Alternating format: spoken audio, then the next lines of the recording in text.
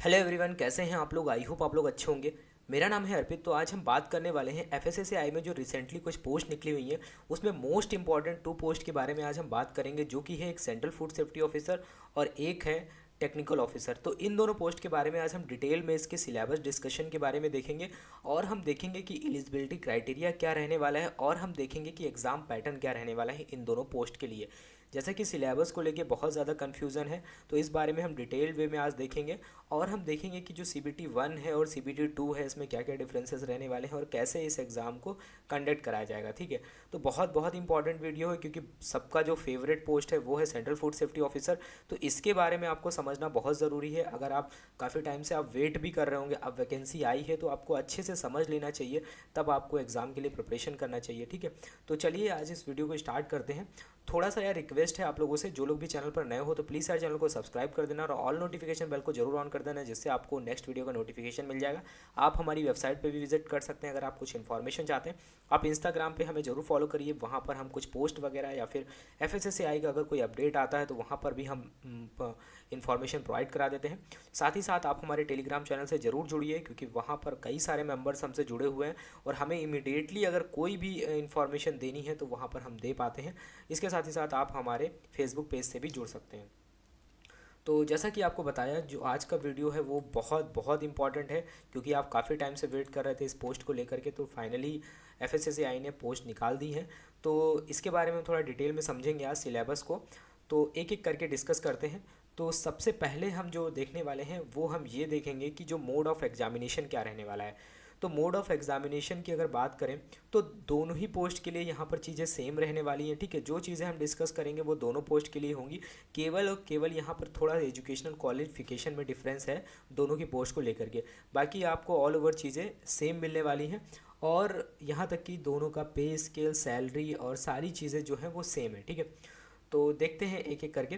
तो central food safety officer और technical officer, इन दोनों पोस्ट के बारे में देखें तो सबसे पहले अगर बात करें सेंट्रल फूड सेफ्टी ऑफिसर की, तो यहाँ पर जो एग्ज़ाम की जो स्टेजेस रहने वाली हैं, यानी कि सिलेक्शन का जो प्रोसेस रहने वाला है वो कितनी स्टेज में होगा, तो वो बेसिकली 2 स्टेज होने वाली हैं यहाँ पर। एक स्टेज 1 है, एक स्टेज 2 है। एक को CBT 1 बोल सकते हैं, एक को CBT 2 बोल सकते हैं। तो यानी कि यहाँ पर 2 स्टेजेस होने वाली हैं, दोनों ही CBT रहेंगी, यानी कि कंप्यूटर बेस्ड टेस्ट होगा। ठीक है, अब दोनों ही सेम हैं तो दोनों में थोड़ा सा डिफरेंस आपको आगे देखने को मिलेगा क्या रहने वाला है। ठीक है, कैसे क्या एग्ज़ाम कंडक्ट होगा, सेम यही टेक्निकल ऑफिसर में भी रहने वाला है। यहाँ पर भी CBT 1 और CBT 1 यानी कि 2 एग्ज़ाम कंडक्ट कराए जाएंगे एफएसएसएआई की तरफ से। इन्हीं दोनों एग्ज़ाम पे सिलेक्शन होगा और यहाँ पर इंटरव्यू नहीं रहने वाला है इन दोनों पोस्ट के लिए। और अगर हम बात करें जब आप फाइनल स्टेज पे पहुंचेंगे तो जो आपके CBT 1 और CBT 2 के जो मार्क्स होंगे, दोनों को ही 50-50% जो है वो कंसिडर किया जाएगा। यानी कि CBT का क्या आप 50% मार्क्स आपके काउंट होंगे और 50% आपके CBT 2 के आपके एग्ज़ाम मार्क्स जो है वो काउंट होंगे। दोनों को ही ऐड करके जो भी मार्क्स आएंगे उन्हीं के बेसिस पे जो है वो मेरिट लिस्ट तैयार की जाएगी और उसी के बिहाफ पे आपका जो है सिलेक्शन होगा। क्योंकि यहाँ पर रिटन एग्ज़ाम भी नहीं है और इंटरव्यू भी नहीं है, तो दो जो मोस्ट इंपॉर्टेंट है वो दोनों CBT हो जाते हैं। और दोनों में ही अगर सबसे पहले अगर हम बात करें तो CBT 1 जो है वो बहुत इंपॉर्टेंट हो जाता है। ये हम देखेंगे क्यों आगे इंपॉर्टेंट हो जाता है, क्योंकि अगर आप CBT 1 में अच्छा स्कोर नहीं करते हैं तो आप पहले ही डिस्क्वालीफाई हो जाएंगे, आप CBT 2 में नहीं पहुँच पाएंगे। तो कॉम्पिटिशन बहुत बहुत ज़्यादा रहने वाला है यहाँ पर। ठीक है, लेकिन आपको डरने की ज़रूरत नहीं है, आपको अच्छे से एग्ज़ाम की तैयारी करनी है। पहले आपको यही देखना है कि जितना सिलेबस हो सिलेबस को पूरा फिनिश कर जाना है। ठीक है, तो ये हो गया कि मोड ऑफ एग्जामिनेशन कैसे क्या होने वाला है CBT 1 और CBT 2। अब हम आगे देखते हैं थोड़ा सा एजुकेशनल क्वालिफ़िकेशन के बारे में। तो एजुकेशनल क्वालिफ़िकेशन को लेकर के बहुत सारे डाउट है। देखिए, ये जो पोस्ट है सेंट्रल फूड सेफ्टी ऑफिसर, इसके लिए हर कोई अप्लाई करना चाहता है। जिसको देखो वो सेंट्रल फूड सेफ्टी ऑफिसर के लिए ज़रूर अप्लाई करना चाहता है अगर उसके पास एलिजिबिलिटी क्राइटेरिया है तो एजुकेशनल क्वालिफ़िकेशन और अदर क्वालिफ़िकेशंस की यहाँ पर अगर बात करें जो एफएसएसएआई ने रखी है, तो इसमें तो सबसे जो इम्पॉर्टेंट है इसको आपको पहले देख लेना चाहिए क्योंकि आप इतने टाइम से इंतज़ार कर रहे हैं। तो आप एजुकेशनल क्वालिफ़िकेशन को बहुत ध्यान से देखिए, तब आप एग्ज़ाम के लिए अप्लाई करिए। तो यहाँ पर जो एजुकेशनल क्वालिफ़िकेशन में देखेंगे आप कि आपके पास डिग्री होनी चाहिए। देखिए, डिग्री चाहे वो बीटेक हो चाहे वो BSc हो, ठीक है, दोनों ही यहाँ पर कंसिडर की जाएंगी। तो डिग्री इन फूड टेक्नोलॉजी, या फिर डेयरी टेक्नोलॉजी, या फिर बायोटेक्नोलॉजी, या फिर ऑयल टेक्नोलॉजी, या फिर एग्रीकल्चरल साइंस, या फिर वेटनरी साइंस, या फिर बायोकेमिस्ट्री, या फिर माइक्रोबायोलॉजी, या फिर मास्टर्स डिग्री इन केमिस्ट्री और degree in medicine from a recognise university. देखिए यहाँ पर केमिस्ट्री के लिए थोड़ा अलग केस है। अगर आप आफ्टर केमिस्ट्री अप्लाई करना चाहते हैं तो आपके पास में केमिस्ट्री में आपके पास मास्टर डिग्री होनी चाहिए, तभी आप अप्लाई कर सकते हैं। बाकी में अगर आपके पास सिर्फ और सिर्फ ग्रेजुएशन है तो आप अप्लाई कर सकते हैं, वहाँ पर मास्टर डिग्री की ज़रूरत नहीं है। इन सारी डिग्री जो मैंने बताए हैं, ये सारे जो सब्जेक्ट बताए हैं, यानी कि फूड टेक्नोलॉजी, डेयरी टेक्नोलॉजी या फिर बायोटेक्नोलॉजी, इनमें अगर आपके पास ग्रेजुएशन नहीं है लेकिन आपके पास मास्टर है तो भी आप अप्लाई कर सकते हैं, ठीक है। हो सकता है बहुत सारे लोगों के पास ग्रेजुएशन ना हो लेकिन इसमें मास्टर डिग्री की हो उन्होंने, तो भी वो लोग अप्लाई कर सकते हैं। लेकिन इन केस ऑफ केमिस्ट्री आपके पास अगर ग्रेजुएशन है तो वो कंसिडर नहीं किया जाएगा। यहाँ पर आपके पास मास्टर डिग्री होनी चाहिए तभी आप अप्लाई कर सकते हैं। यहाँ पर और लिखा हुआ है एनी अदर इक्विवेलेंट और recognised qualification notified by the central government. तो यहाँ पर जितने लिखे हैं ना यही लोग अप्लाई कर सकते हैं, इस लाइन का कोई मतलब नहीं है। बहुत सारे लोग अगर सोचते हैं कि उनके पास बायोलॉजी से रिलेटेड कोई भी डिग्री है तो वो आप अप्लाई कर सकते हैं, तो ऐसा नहीं है। और आप अगर देखना चाहते हैं तो जैसे ही लिंक ओपन हो वेबसाइट का आप वहाँ जाकर ट्राई भी कर सकते हैं। अब यहाँ पर बहुत सारे लोगों को डाउट है, बहुत सारे मैं कमेंट भी देख रहा हूँ और मैंने देखा टेलीग्राम में मैसेज भी पड़ा हुआ है डिज़ायरेबल क्वालिफ़िकेशन को लेकर के, ठीक है। तो यार डिज़ायरेबल क्वालिफ़िकेशन का मतलब ही यही है, हो अगर है तो अच्छी बात है, अगर नहीं है तो भी कोई बात नहीं है आपके पास। तो यहाँ पर ग्रेजुएट एप्टीट्यूड टेस्ट यानी कि गेट, इसके साथ ही साथ CSIR और ICR, ये 3-4 जो हैं एलिजिबिलिटी क्राइटेरिया रखे गए हैं। नेशनल लेवल के ये एग्ज़ाम है, ठीक है। एक ICR और आपका नेशनल एलिजिबिलिटी टेस्ट नेट भी हो गया। तो यहाँ पर आप देखेंगे कि ये 4 तरह के एग्ज़ाम हैं। इनमें से अगर आपके पास कोई एक में आपने इसको क्वालिफाई किया है, आपके पास स्कोर कार्ड है अगर गेट वगैरह का, तो अच्छी बात है। लेकिन ये बहुत ज़रूरी भी नहीं है। इसका क्या इंपॉर्टेंस है, ये क्यों रखा गया है? देखिए अगर इन केस ऐसा होता है कि 3 से 4 कैंडिडेट, मान लिया ABCD 4 कैंडिडेट हैं और ये सभी सेम मार्क्स के साथ में फाइनल स्टेज पे पहुंचते हैं आफ्टर CBT 2, तो उनके पास अगर सेम मार्क्स हैं तो वहाँ पर जो FSSAI है उसके सामने जो चैलेंज होगा इनमें से किसको सेलेक्ट करना चाहिए, तो वहाँ पर अगर किसी के पास इनमें से कोई भी डिज़ायरेबल क्वालिफिकेशन है, गेट, नेट या फिर ICR या फिर CSIR, तो उसमें से वो उसे प्रेफरेंसेस देंगे, ठीक है। तो इस वजह से इसको यहाँ पर रखा गया, बाकी इसका कोई भी बहुत ज़्यादा इम्पोर्टेंस नहीं है यहाँ पर। आगे चलते हैं, जो हमारी सेकंड मोस्ट इम्पॉर्टेंट जो पोस्ट है जिसके लिए ज़्यादातर लोग अप्लाई करना चाहते हैं और अप्लाई करना भी चाहिए। यहाँ पर देखें अगर सबसे ज़्यादा कोई पोस्ट निकली है तो वो टेक्निकल ऑफिसर की निकली है, वो है 125। बाकी आप देख रहे हैं इसमें बहुत कम है 37 फूड सेफ्टी ऑफिसर के लिए, लेकिन टेक्निकल ऑफिसर के लिए यहाँ पर काफ़ी पोस्ट है ज़्यादा है। तो अगर हम यहाँ पर एजुकेशनल क्वालिफ़िकेशन की अगर हम बात करें, देखिए ध्यान से सुनिएगा, बाद में आप लोग ध्यान नहीं देते हैं, फिर कमेंट्स में पूछते हैं जबकि मैंने बताया हुआ होता है उसके बारे में, फिर भी आप पूछते हैं। तो यहाँ पर देखिए आपके पास मास्टर डिग्री होनी चाहिए। देखिए मास्टर डिग्री से स्टार्ट हो रहा है यहाँ पर BSc वाले अप्लाई नहीं कर सकते, ठीक है। BSc वाले कहाँ पे अप्लाई कर सकते हैं इसमें देखेंगे अभी। तो master degree from a recognised university और इंस्टीट्यूशन, अगर आपके पास केमिस्ट्री से है तो आप अप्लाई कर सकते हैं। बायोकेमिस्ट्री है या फिर फूड टेक्नोलॉजी है या फिर फूड साइंस है, फूड साइंस एंड टेक्नोलॉजी है या फिर फूड एंड न्यूट्रिशन है या फिर एडिबल ऑयल टेक्नोलॉजी है और माइक्रोबायोलॉजी है या फिर डेयरी टेक्नोलॉजी है या फिर एग्रीकल्चर साइंस है या फिर हॉर्टिकल्चर है या फिर आपके पास इंडस्ट्रियल माइक्रोबायोलॉजी है या फिर टॉक्सिकोलॉजी है, पब्लिक हेल्थ और लाइफ साइंस है और बायोटेक्नोलॉजी और फ्रूट एंड वेजिटेबल टेक्नोलॉजी है and food safety and quality assurance. तो यहाँ पर आप देख रहे हैं कि मास्टर डिग्री में भी कई सारी मास्टर डिग्री हैं, जो कि आप देखेंगे कि जो ग्रेजुएशन के लिए जो ग्रेजुएशन क्वालिफिकेशन जो फूड सेफ्टी ऑफिसर के लिए था वहाँ पर आप देख रहे थे कुछ लिमिटेड ही डिग्री को रखा गया था, लेकिन यहाँ पर कई सारी चीज़ों को इंक्लूड किया गया, जैसे फ्रूट एंड वेजिटेबल टेक्नोलॉजी हो गया, food safety and quality assurance हो गया। तो यहाँ पर आप देखेंगे कि बहुत ज़्यादा कैंडिडेट्स अप्लाई कर सकते हैं, ठीक है। तो ज़्यादा कैंडिडेट अप्लाई करेंगे फूड सेफ्टी ऑफिसर के कंपैरिजन में टेक्निकल ऑफिसर की पोस्ट के लिए।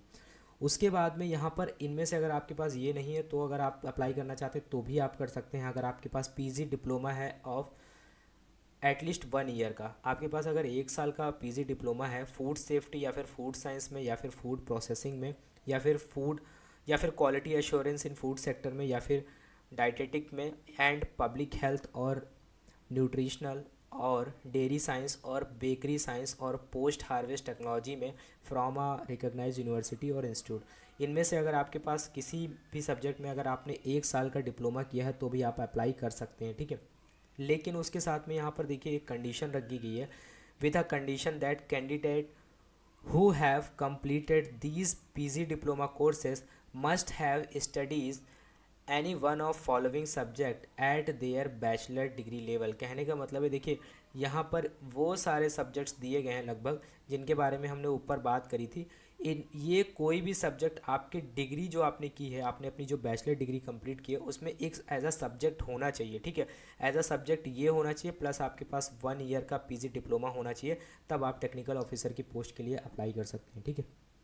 अगर इनमें से भी आपके पास कोई नहीं है तो अगर आपने अपना बीई या फिर बीटेक किया हुआ है, ठीक है, इन food technology, dairy technology, biotechnology, oil technology और फूड प्रोसेस इंजीनियरिंग और फूड प्रोसेसिंग टेक्नोलॉजी या फिर फ्रूट एंड वेजिटेबल टेक्नोलॉजी और food safety and quality assurance, और इसके साथ में देखिए यहाँ पर बैचलर डिग्री भी लिखा हुआ है, लेकिन वो बैचलर डिग्री 4 ईयर से कम नहीं होनी चाहिए, क्योंकि बहुत सारे कैंडिडेट ऐसे भी होंगे इसमें जो 4 ईयर का बीएससी कोर्स करते हैं, तो वो लोग यहाँ पर अप्लाई कर सकते हैं, ठीक है। लेकिन 3 ईयर बीएससी जो है वो अप्लाई नहीं कर सकता है टेक्निकल ऑफिसर के लिए, ये बात याद रखिएगा, ठीक है।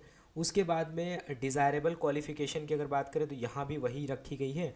यहाँ भी वही होगा कि अगर आप 3 से 4 कैंडिडेट सेम मार्क्स के साथ में फाइनल स्टेज पे पहुँचते हैं तो वहाँ पर जो एफएसएसएआई है जिसके पास डिज़ायरेबल क्वालिफ़िकेशन होगा वो उसको प्रेफरेंसेस ज़्यादा देंगे, लेकिन तभी देंगे जब आपसे मतलब एक तरीके से बराबर मार्क्स होंगे। अगर आपसे कम मार्क्स हैं तब तो कोई मतलब नहीं है, लेकिन अगर सेम मार्क्स होंगे, इक्वल मार्क्स के साथ में पहुंचते हैं, तब वहां पर जो है वो प्रेफरेंस है, क्योंकि कोई ना कोई क्राइटेरिया एफएसएसएआई को रखना पड़ेगा जिसके बिहाफ पे वो सिलेक्शन कर सकें। हाँ, इसके साथ एक और इम्पॉर्टेंट चीज़ है कि बहुत सारे लोग जो हैं वो अपने लास्ट सेमेस्टर में हैं, ठीक है, वो लोग अप्लाई कर सकते हैं या नहीं कर सकते। देखिए लास्ट ईयर उन्होंने अप्लाई किया था, मतलब लास्ट ईयर यानी 2019 में जब वैकेंसी आई थी तो लोगों ने फूड सेफ्टी ऑफिसर और टेक्निकल ऑफिसर के लिए अप्लाई किया था, तो लास्ट ईयर कैंडिडेट थे, तो यहाँ पर भी जो लास्ट ईयर कैंडिडेट हैं वो एलिजिबल रहेंगे। लेकिन जब आप का मान लिया आपका सिलेक्शन हो जाता है, उस टाइम पे जब आपको अपने डॉक्यूमेंट्स वेरिफिकेशन के लिए जाना होगा तो आपको सारे अपने डॉक्यूमेंट्स जो हैं वो हार्ड कॉपी में जमा करने होंगे। अगर वहाँ पर आप इमिडिएटली नहीं कर पाते हैं, कोई भी रीज़न है वहाँ पर नहीं सुनेगा एफएसएसएआई, आपको तुरंत और तुरंत डिस्क्वालीफाई कर दिया जाएगा, ठीक है। तो ये चीज़ें याद रखिएगा। बाकी आप अगर लास्ट ईयर कैंडिडेट हैं तो आप अप्लाई कर सकते हैं, चाहे बीटेक, बीएससी, एमएससी, कोई भी, ठीक है। अब हम आते हैं यहाँ पर सिलेबस डिस्कशन को लेकर के, ये की बहुत इंपॉर्टेंट चीज़ है। तो सिलेबस डिस्कशन में अगर हम बात करें तो हम बात करेंगे यहाँ पर सीबीटी 1 और सीबीटी 2 के बारे में, ठीक है। तो इन दोनों के ही बारे में हम डिस्कस करने वाले हैं, ठीक है। तो देखो यहाँ पर एफएसएसएआई ने क्या किया है, सिलेबस रिलीज़ नहीं किया है इस बार, तो जो पहले वाला सिलेबस है वही रहने वाला है, सिलेबस में कोई चेंज नहीं होगा, और सिलेबस कोई चेंज करता भी नहीं है, ठीक है। ऑर्गेनाइजेशंस क्या करते हैं अपने एग्ज़ाम में, वो केवल और केवल सिलेबस के पैटर्न को चेंज करते हैं, वो सिलेबस को चेंज नहीं करते, ठीक है। तो यहाँ पर भी एफएसएसएआई ने क्या किया है, बस रिटन एग्ज़ाम की जगह पे उसको कन्वर्ट कर दिया है कंप्यूटर बेस्ड टेस्ट में। वो रिटन एग्ज़ाम ना लेकर के कंप्यूटर बेस्ड टेस्ट को लेंगे, ठीक है। लेकिन ये भी आपको पता चलेगा कि जो रिटन था तो वो तो ईजी था, लेकिन यहाँ पर आपको देखने को मिलेगा सीबीटी 2 है जो वो काफ़ी हार्ड हो जाता है, काफ़ी टफ हो जाता है। वो कैसे हो जाता है उसके बारे में हम आगे भी डिस्कस करेंगे, ठीक है। तो जैसा कि अगर हम बात करें यहाँ पर जो सिलेबस है, तो यहाँ पर सिलेबस को मेजर 2 पोर्शन में डिवाइड किया गया है। एक तो आपका जनरल एप्टीट्यूड का पोर्शन हो जाएगा और एक आपका मेजर सब्जेक्टिव पोर्शन हो जाएगा और एफएसएसएआई का फंक्शनल नॉलेज हो जाएगा। तो ये कुछ डिवाइड किया गया। तो एक तरीके से आप देखेंगे यहाँ पर इसको हम पार्ट ए बोल सकते हैं। ये पार्ट ए आपका जनरल एप्टीट्यूड हो गया, पार्ट बी जो आप देखेंगे वो जो आपका हो जाएगा फंक्शनल और सब्जेक्टिव नॉलेज हो जाएगा। तो जनरल एप्टीट्यूड की अगर हम बात करें, सीबीटी 1 का जो सिलेबस हम डिस्कस कर रहे हैं, ठीक है, सीबीटी 1 का, यहाँ पर आपको जो सब्जेक्ट देखने को मिलेंगे वो 4 मेजर सब्जेक्ट देखने को मिलेंगे।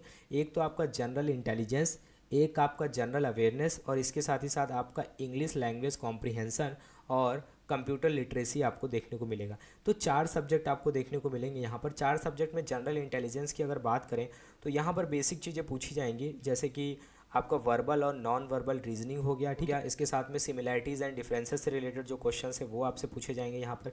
Space visualisation, problem solving, analysis और डिसीजन मेकिंग से रिलेटेड जो क्वेश्चंस होते हैं, जैसा कि आप अगर बैंकिंग वगैरह की तैयारी अगर कोई करता होगा तो वहाँ पर जो सिलेबस पूछा जाता है वही सिलेबस है, लेकिन यहाँ पर लेवल उतना ज़्यादा टफ नहीं होगा, ठीक है।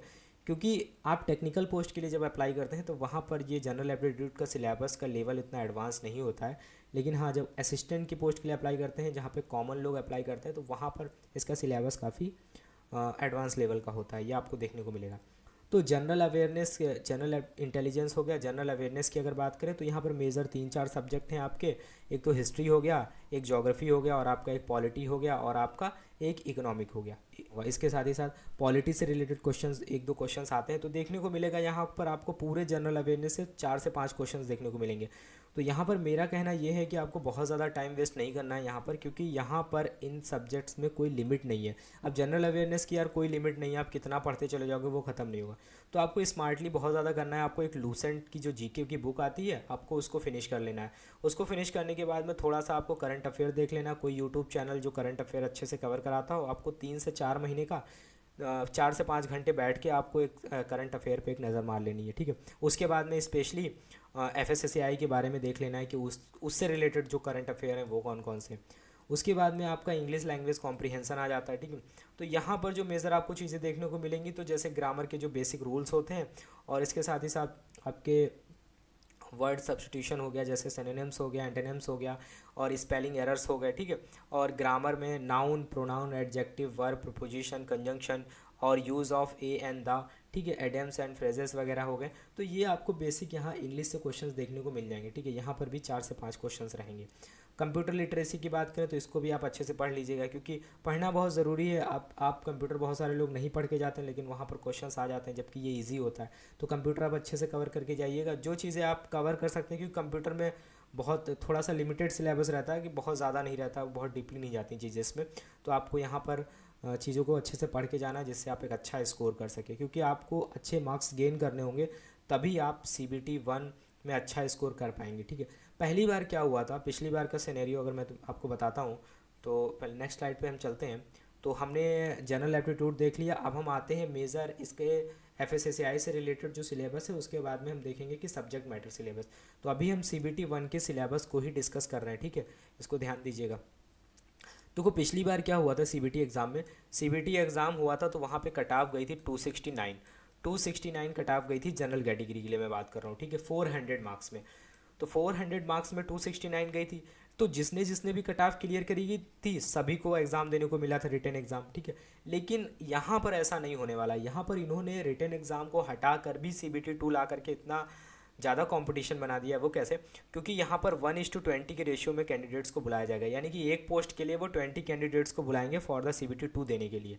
अब CBT 2 देने के लिए यानी कि मतलब 20 कैंडिडेट जो जा रहे हैं उसमें एक कैंडिडेट को सेलेक्ट किया जाएगा, ठीक है। तो यहाँ पर क्या है कि जो एक तरीके से जो कैंडिडेट उसमें जा रहे हैं उसके तो चांसेस बढ़ जाते हैं, लेकिन यहाँ पर देख रहे हैं कि कितने कम कैंडिडेट को CBT 2 देने के लिए बुलाया जा रहा है, ठीक। तो यहाँ पर क्या है कि आपको बहुत अच्छा स्कोर करना पड़ेगा अगर आप ओपन कैटेगरी में आते हैं। अगर आप SC ST में भी हैं तो भी कोई फ़र्क नहीं पड़ता, क्योंकि आपको अपनी कैटेगरी के साथ में फ़ाइट करना पड़ेगा, ठीक है। क्योंकि आपको भी कोई किसी कैटेगरी का हो, आपको तो अपनी सीट से मतलब है, तो वहाँ पर भी आपको अपनी कैटेगरी के साथ फाइट करना होता है। तो आपको बस कुल मिला करके आपको अच्छे से सारा सिलेबस कवर करना होगा, तभी चीज़ें आप कर पाएंगे। तो अगर हम बात करें जो सिलेबस में, तो Indian and international food law की अगर बात करें तो यहाँ पर आप देखेंगे food safety and standard act 2006 की बात करेंगे। ये एक्ट अपने आप में बहुत बड़ा एक्ट है, और यही एक्ट पूरे इंडिया में फूड सेफ्टी का जो इकोसिस्टम है उसका बेस है। FSSAI का बेस भी यही food safety and standard act 2006 है। इसको आपको बहुत डिटेल में देखना पड़ेगा। डिटेल में मतलब इतना नहीं कि आपको बहुत सारी चीज़ें पॉइंट टू पॉइंट पता होनी चाहिए, लेकिन हाँ एक बेसिक नॉलेज इसका होना चाहिए। और अगर हम बात करें तो इसके बारे में जो इसके डिटेल्ड वीडियो है, मैंने कई सारे वीडियो बना करके डाले हुए हैं। हो सकता है आपको चीज़ें शुरू में आसान ना लगें, तो आप हमारे वीडियोस को फॉलो कर सकते हैं। उसके बाद में जब आपका कमांड अच्छा हो जाएगा, तब आप धीरे धीरे चीज़ों को अच्छे से समझने लगेंगे, तब आपको आगे प्रॉब्लम नहीं होगी। मेन प्रॉब्लम शुरुआत में ही होती है, हम कैसे अपनी प्रिपरेशन को स्टार्ट करें। उसके लिए आप हमारी यूट्यूब वीडियोस को देख सकते हैं। फिर प्रोविज़न और definition and different section of act जो है वो पूरा एक्ट में कवर हो जाएगा। फिर यहाँ पर जो है ना FSS रूल्स एंड रेगुलेशन, यहाँ पर ये 2011 वाला FSS rules and regulation act है, जिसमें आपको स्पेशली जो देखने को मिलेगा वो देखने को मिलेगा फूड को लेकर के लाइसेंसिंग और रजिस्ट्रेशन प्रोसेस कैसे होता है। लाइसेंसिंग और रजिस्ट्रेशन को लेकर के जो क्वेश्चंस आएंगे वो यहीं से आते हैं, ठीक। उसके बाद में आपका होगा overview of other relevant national bodies, जैसे कि एपेडा हो गया, BIS हो गया, EIC हो गया, एम्पेडा हो गया, स्पाइस बोर्ड हो गया। इन सब के बारे में हमने अपनी बुक में फिनिश किया हुआ है, आप हमारी बुक से पढ़ सकते हैं, वरना आप कहीं और से भी पढ़ सकते हैं। अगर आप कंपाइल करके नोट्स खुद से अरेंज करना चाहते हैं तो भी आप कर सकते हैं। उसके बाद में क्या है, ये है इंटरनेशनल फूड कंट्रोल सिस्टम, जिसमें आप देखेंगे तो इंटरनेशनल फूड कंट्रोल सिस्टम की जब बात आती है ना, तो कोडेक्स एलिमेंटेरियस कमीशन जो है वो बहुत इंपॉर्टेंट हो जाता है। तो आपको कोडेक्स एलिमेंटेरियस कमीशन को बहुत डिटेल में पढ़ना होगा, क्योंकि अगर देखें तो कोडेक्स ही एक तरीके से ओरिजिन रहा है फूड सेफ्टी को लेकर के। तो पूरे वर्ल्ड लेवल पे फूड सेफ्टी को कौन इंट्रोड्यूस कर रहा है, वो कर रहा है कोडेक्स एलिमेंटेरियस कमीशन। तो कोडेक्स जो है वही बेस है फूड हमारे एफएसएसएआई का भी, ठीक है। तो फूड सेफ्टी का ओरिजिन अगर देखें तो वो कौन है, कोडेक्स है। तो इसकी हिस्ट्री और इसमें जो भी स्टैंडिंग सेटिंग वगैरह होती हैं, एडवाइजरी मैकेनिज्म होता है, उसके बारे में आपको अच्छे से पढ़ना पड़ेगा। फिर आपको डब्ल्यूटीओ भी अच्छे से देखना पड़ेगा, जिसमें एसपीएस और टीबीटी एग्रीमेंट के बारे में आपको पढ़ना पड़ेगा। तो ये सारा हो गया। उसके बाद में जो इम्पॉर्टेंट नेशनल और इंटरनेशनल एक्रीडिटेशन बॉडीज़ कौन कौन सी हैं, ठीक है, उसके बारे में आपको देखना पड़ेगा। तो ये सारा सिलेबस हमने जो है अपनी बुक में फिनिश किया हुआ है। फिर बात करते हैं एफएसएसएआई के रोल्स, फंक्शन एंड इनिशिएटिव वाले पार्ट से कुछ क्वेश्चंस आने वाले हैं। तो यहाँ पर आप देखेंगे कि जो genesis and evolution of FSSAI, ये वीडियो भी हमने बनाया हुआ है एफएसएसएआई के बारे में, कि एफएसएसएआई को कैसे इस्टेब्लिश किया गया इंडिया में। तो इन सब के बारे में जो वीडियोस हैं वो अवेलेबल हैं, वो आप देख सकते हैं। फिर structure and function of food authority क्या है। फिर overview of system and process in standards enforcement laboratory ecosystem के बारे में एक चैप्टर है हमारे बुक में अलग। फिर ये आप देखेंगे कि जो इम्पोर्ट या फिर थर्ड पार्टी ऑडिट वगैरह क्या होता है, इसके बारे में आपको पढ़ना पड़ेगा। फिर यहाँ पर ये जो पूरा सेक्शन आ जाता है, ये एफएसएसएआई के जो इनिशिएटिव्स है उसके बारे में आपको पढ़ना पड़ेगा, जैसे कि ईट राइट इंडिया हो गया, फूड फोर्टिफिकेशन हो गया, एसएनएफ हो गया, एसएनएफ यानी कि सेफ़ एंड न्यूट्रिशियस फूड के बारे में। फिर क्लीन स्ट्रीट फूड हो गया, ठीक है। उसके बाद में रुको एंड ये डिफरेंट टाइप के, जैसे फोस्टैक हो गया, ये डिफरेंट टाइप के एफएसएसएआई के क्या है इनिशिएटिव्स रहे हैं। तो ट्रेनिंग एंड कैपेसिटी बिल्डिंग की बात करें तो उसका एग्जांपल जो है वो फोस्टैक है।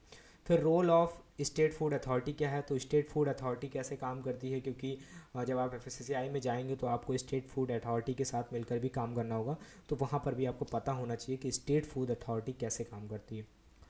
अब हम आगे आते हैं। देखिए अभी भी हम CBT 1 के सिलेबस को ही डिस्कस कर रहे हैं। मैं थोड़ा डिटेल में इसलिए जा रहा हूँ, और हाँ, जो भी सिलेबस मैं डिस्कस कर रहा हूँ ये दोनों ही पोस्ट के लिए है, एक technical officer and for the food safety officer, ठीक है। तो इसमें आगे अगर हम देखें जो सब्जेक्ट मैटर नॉलेज है, देखिए पीछे हमने जो देखा, एक तो जनरल एप्टीट्यूड देखा, उसके बाद में हमने देखा एफएसएसएआई का फंक्शन, रोल और फंक्शन से रिलेटेड, और फूड सेफ्टी स्टैंडर्ड एक्ट से रिलेटेड जो चीज़ें हैं वहाँ कौन कौन से टॉपिक पूछे जा सकते हैं। और यहाँ पे जो हम देखने वाले हैं टोटल सब्जेक्ट मैटर नॉलेज है। सब्जेक्ट मैटर में भी आप देखेंगे कि जो principle of food preservation, processing and packaging से रिलेटेड जो है वो इस पार्ट में आएगा। इसमें जैसे कि आप देखेंगे कि जो फूड प्रोसेसिंग है उससे रिलेटेड ऑपरेशंस और प्रिंसिपल्स और गुड मैन्युफैक्चरिंग प्रैक्टिसेस के बारे में आपको पढ़ना होगा। उसके बाद में आप देखेंगे यहाँ पर कि जो फूड पैकेजिंग क्या होता है, फूड पैकेजिंग और लेबलिंग के बारे में आपको यहाँ पर पढ़ना होगा, नॉवल पैकेजिंग कौन कौन से होते हैं। फिर दूसरा जो आ जाता है हमारा, वो आ जाता है principal and basic of food chemistry and their role in human nutrition. अब फूड केमिस्ट्री के बारे में आपको पढ़ना होगा, तो विटामिन्स और फैट्स और कार्बोहाइड्रेट्स के बारे में आपको अच्छे से पढ़ना होगा, यहाँ पर एंजाइम्स के बारे में। फिर आपको देखना होगा कि फूड केमिस्ट्री का रोल क्या है ह्यूमन न्यूट्रिशन में, तो ह्यूमन न्यूट्रिशन पूरा प्रोसेस के बारे में आपको पता होना चाहिए। फिर उसमें मैक्रो और माइक्रो न्यूट्रिएंट्स के बारे में पता होना चाहिए, ठीक है। तो ये सारी चीज़ें हैं। इसी में आपका एंट्री न्यूट्रिशनल फैक्टर्स आ जाएंगे, ठीक है। अब उनको कैसे रिमूव किया जा सकता है फूड से, ये सारी इंपॉर्टेंट चीज़ें हैं। फिर कौन कौन से एंजाइम्स होते हैं जो फूड प्रोसेस में ऐड होते हैं, ठीक है, उसका थोड़ा ओवरव्यू आपको पता होना चाहिए। तो ये कुछ टॉपिक्स हैं जो आपके फूड केमिस्ट्री में आ जाएंगे। फिर फूड माइक्रोबायोलॉजी, जब फूड माइक्रोबायोलॉजी की बात आती है तो आपको पूरा माइक्रो ऑर्गेनिज्म के बारे में पढ़ना होगा। उस माइक्रो ऑर्गेनिज्म में आपको देखना होगा कौन कौन से ऐसे माइक्रो ऑर्गेनिज्म हैं जो एज अ पैथोजन वर्क करते हैं, ठीक है। तो यहाँ पर आपको देखने को मिलेगा फूड बॉर्न डिजीज़ के बारे में सब आपको पढ़ना पड़ेगा, फूड बॉर्न डिजीज़ और फूड बॉर्न इलनेस के बारे में। फिर माइक्रोबियल फूड स्पॉयलर्स क्या होता है, ठीक है। फिर आप देखेंगे कि जनरल प्रिंसिपल एंड टेक्निक्स क्या होती हैं जो माइक्रोबायोलॉजिकल एग्जामिनेशन में यूज़ होती हैं, ठीक है, जिसमें आप थोड़ा सा एलाइजा और ये इन सब के बारे में देखेंगे, ठीक है, न्यूक्लिक एसिड टेक्निक्स के बारे में। तो ये सारी इंपॉर्टेंट चीज़ें हैं जो आपको यहाँ पर पढ़नी पड़ेंगी। अब हम यहाँ पर अगर हम बात करते हैं, उसके बाद में हमने जो पीछे देखा, पीछे जो डिस्कस किया, ये सारा CBT 1 का सिलेबस था, ठीक है। CBT 1 को जब आप क्वालिफाई कर लेंगे, क्वालिफाई क्या कर लेंगे, यहाँ पर आप ये भूल जाइए कि हमें कोई एक कट ऑफ क्वालिफाई करनी है। अगर आपको सिलेक्शन लेना है तो आपको टॉप लिस्ट में जाना पड़ेगा, ठीक है।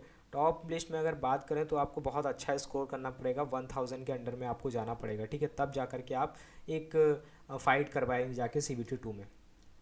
तो यहाँ पर अगर हम बात करें तो ये जो है हम CBT 2 के लिए सिलेबस है। देखिए जो रिटन एग्ज़ाम का जो सिलेबस था पिछली बार, वही सिलेबस आपको CBT 2 में यहाँ पर देखने को मिलेगा। और ये जो सिलेबस है, जो पीछे सिलेबस था ना, ये टॉपिक सेम है, ये टॉपिक में कोई डिफरेंस नहीं है जो पीछे हमने पढ़े वो, लेकिन यहाँ पर आपको देखने को मिलेगा कि ये थोड़ा और डिटेल में चले गए हैं चीज़ों के, ठीक है। तो यहाँ पे डिटेल में अगर आप सही से पढ़ेंगे ना तो दोनों ही सिलेबस आपका साथ में कवर होता चलेगा। जैसा कि हमने बुक में जो चीज़ें मेंशन करी हैं वहाँ पे अब हमने ये नहीं लिखा है कि ये सीबीटी का है और ये सीबीटी 2 का है या फिर ये रिटन का है। टॉपिक मतलब टॉपिक, अब उस टॉपिक से क्वेश्चन चाहे सीबीटी में पूछा जाए, चाहे रिटन में पूछा जाए, चाहे सीबीटी 2 में पूछा जाए, तो वो टॉपिक में आपको डिटेल में सारी चीज़ें मिल जाएंगी, ठीक। तो यहाँ पर भी सिलेबस को 3 पार्ट में डिवाइड किया गया है। एक है पार्ट ए, एक है पार्ट बी, एक है पार्ट सी। तो पार्ट ए में जो है वो नॉर्मल आपकी इंग्लिश से रिलेटेड 1-2 क्वेश्चन देखने को मिलेंगे और आपको कंप्यूटर से रिलेटेड देखने को मिल जाएंगे, ठीक। उसके बाद में पार्ट बी जो है, पार्ट बी में आपको food safety ecosystem in India. देखिए वहाँ पर पीछे जो चीज़ें थी ना, पूरा एक्ट था food safety and standard act 2006, उसके बाद में एफएसएसएआई की इनिशिएटिव, रोल और सारा इंटरनेशनल फूड स्टैंडर्ड और नेशनल फूड स्टैंडर्ड जो थे, यहाँ पर सबको एक में डाल दिया गया, ठीक है। यहाँ से तो इसमें देखेंगे कि Indian scenario of food safety क्या है, कि जो हमारे इंडिया में क्या सिनेरियो है फूड सेफ्टी का, और यहाँ पे food safety in standard act और इसका बैकग्राउंड क्या रहा। इसके पहले जो आपका पीएफए था यानी कि प्रिवेंशन एडल्ट्रेशन एक्ट था ना, वो था, उसके बारे में आपको देखना पड़ेगा क्या था। वहाँ से थोड़ा सा हिस्ट्री स्टार्ट होती है हमारे ये food safety and standard act 2006 की। फिर आप देखेंगे कि जो यहाँ पर जो हमने पीछे देखा ना फूड सेफ्टी एंड रेगुलेशन वाला 2011 वाला, इसमें लाइसेंसिंग और रजिस्ट्रेशन के बारे में शेड्यूल 4 में दिया गया। वो आपको बहुत इंपॉर्टेंट है पढ़ना, क्योंकि ये जो एक्ट है इसमें 4 शेड्यूल हैं। 4 शेड्यूल में जो शेड्यूल नंबर 4 है वो बहुत इंपॉर्टेंट है, ठीक है। फिर आप इसमें देखेंगे कि इसमें भी ये एफएसएसएआई के इनिशिएटिव्स आपको पढ़ने पड़ेंगे, सारे इनिशिएटिव्स को आपको डिटेल में पढ़ना पड़ेगा, ठीक। तो ये कुछ सिलेबस है जो रहने वाला है रिटन में आपका, सॉरी सीबीटी 2 में आपका रहने वाला है। फिर उसको पार्ट सी में जो रखा गया, पार्ट सी में सब्जेक्ट नॉलेज रखा गया। अब सब्जेक्ट नॉलेज में ये पूरा फूड सेफ्टी मैनेजमेंट सिस्टम है, जिसमें जीएचपी, जीएपी, एचएसीसीपी और आपका आईएसओ वगैरह आपको पढ़ना पड़ेगा। फूड साइंस एंड न्यूट्रिशन में देखेंगे कि आप ये food hazard and food borne illness क्या क्या होती हैं, ठीक। और फूड डाइट एंड कॉन्सिक्वेंसेस, तो इसके अंदर में आपका ये स्टंटिंग और ये आपका वास्टिंग हो गया और ये एनीमिया हो गया। फिर लाइफ स्टाइल डिजीज़ क्या हो गई, ठीक है। Food testing and rapid detection methods क्या क्या होते हैं। तो इसके लिए आप थोड़ा सा जो डार्ट बुक है उसको भी आप पढ़ सकते हैं, ठीक है। कैसे आप डिटेक्ट कर सकते हैं किसी फूड में एडल्ट्रेशन वगैरह को कैसे डिटेक्ट कर सकते हैं, ठीक। और इसके साथ ही साथ इस सिलेबस के बाद में आप नीचे आएंगे, देखिए यहाँ पर भी ये जो सेफ्टी इशूड हैं फूड पैकेजिंग मटेरियल्स को लेकर के क्या क्या होते हैं, ठीक। फिर आप देखेंगे कि जो फूड प्रोसेसिंग एंड प्रिजर्वेशन है, इसके अंदर में आपको बेसिक प्रिंसिपल एंड मेथड क्या होते हैं फूड प्रिजर्वेशन को लेकर के वो पढ़ने पड़ेंगे। हीट प्रोसेसिंग और pasteurisation, canning, dehydration, freezing, freeze drying हो गया, fermentation, microwave, irradiation and chemical additives. तो ये सारी चीज़ों के बारे में आपको पढ़ना पड़ेगा। फिर देखिए लास्ट में दिया गया safety issues of processed food available in market. देखिए जो मार्केट में जो प्रोसेस, देखिए जितने भी फूड होते हैं जो हमारे पास रेडी टू यूज़ होते हैं मार्केट में हम लोग खाने के लिए, वो सारे प्रोसेस फूड होते हैं, ठीक है। तो सेफ्टी इशूज़ क्या हो सकते हैं उसको लेकर के उसके बारे में आपको यहाँ पर देखना पड़ेगा। तो ये आपने देखा कि ये जो आपका सिलेबस है ये आपको देखने को मिलेगा आपके सीबीटी 2 एग्ज़ाम में।